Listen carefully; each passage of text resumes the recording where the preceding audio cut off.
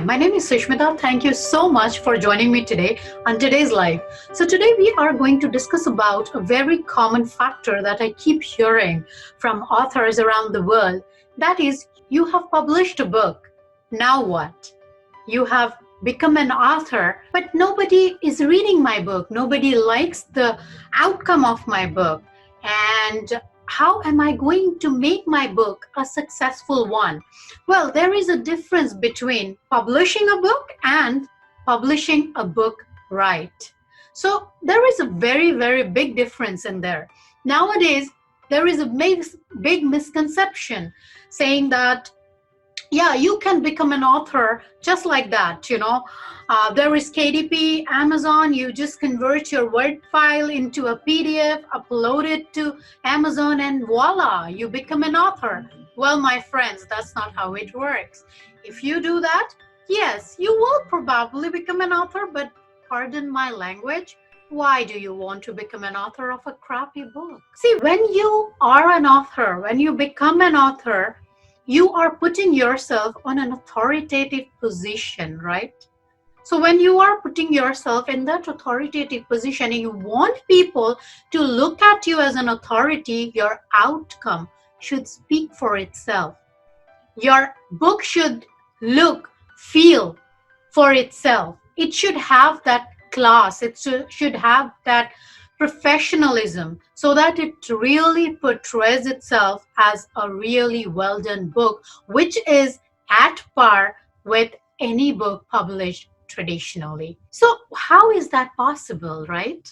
So that is possible by you involving in creating your book from the start, keeping this in mind that yes, I want to be successful with my book. I want to take my book to the next level, and I want to be branded as the author of a phenomenal book.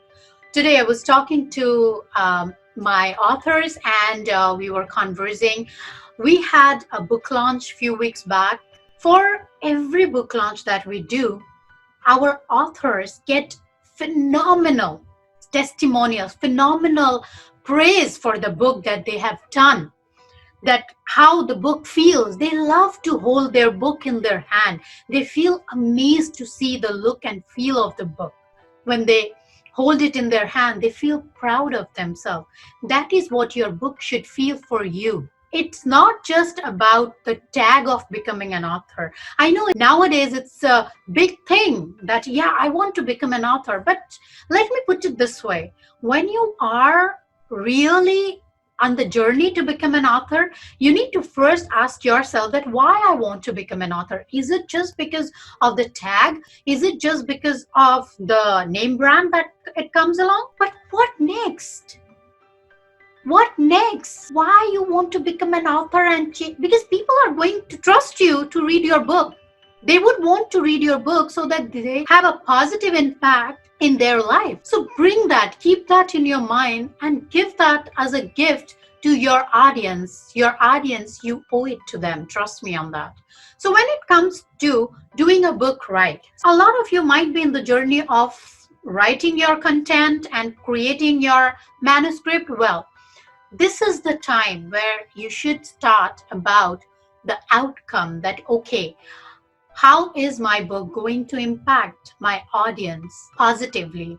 What all changes it is going to bring in their life? What problem it is going to solve? Am I doing the book only for me? Or am I doing this book for my audience? You have to think all these aspects and then you have to decide whether your book is really at par with what you are promising by becoming an author. Give your 100% not only in the content. Give your 100% when it comes to creating the cover of the book. Your cover should speak for yourself. And let me tell you, I'm sure you have heard this phrase called, don't judge a book by its cover. My friends, your book is going to get judged only by its cover all the time and every time. So accept that fact and put in the research. It doesn't matter that you have all the fancy details in your mind to do a cover. It doesn't matter what you want. What matters is what your audience wants. Ask them what they want and then create something knowing their want. And that is where the sales will start happening. If you always think about what I want, you wouldn't even know. And later on, when your book won't sell, you will feel why it's not selling. I have put my 100%. But my friends, you haven't considered your audience in mind. You have to do surveys. You have to ask people right questions. You have to ask their opinion and tweak it inside the book so that when your book comes out, people feel that, yes, this is the problem it had solved. And because of that, they are going to invest in your book and they are going to refer your book to someone they love. So that is what you should consider. Always keep one aspect in your mind. That is always your audience. Always you need to know your audience. You need to put in effort to know what they want. I'm telling you one thing. I have taught design thinking in various platforms. I teach design thinking in Forbes. I have 40,000 students from around the world for my design thinking course. And no matter what I do, till today, I believe in one thing.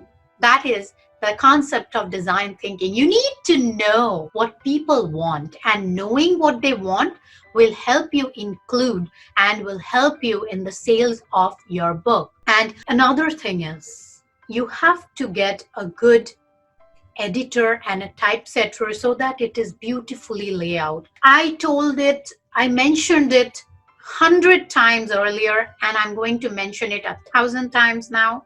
Please, for God's sake, don't convert your Word document into a PDF and upload it.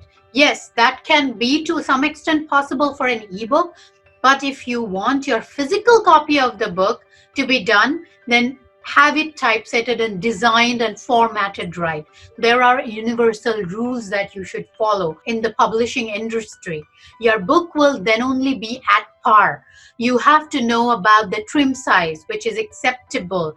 See, these all things, if there is some rules and regulations that has been put in place, the rules and regulations are not put in place because it's just like one fine morning somebody woke up in their bed and they felt, hey, today I'm going to make sure that the book's trim size is going to be like this. No, my friends, that's not how it works. Well, each and every aspect, the trim size, the font size, the covers, whether the cover should be a matte or a cover should be a glossy finish, what kind of book should have a matte finish, what kind of book should have interior white paper, what should have interior gray paper, the font size, the type of fonts, these all are the aspects that are decided so that your book's outcome is right. These are the rules that are created not just like that. They are created keeping the market in mind.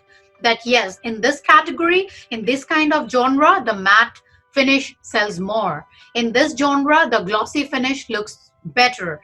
The book with cream inside, like cream paper, and a white paper with black background works better or not. So all of these aspects are based and decided on the type of the genre your book is. And that is why it is very important, being an author, for you to know all these aspects.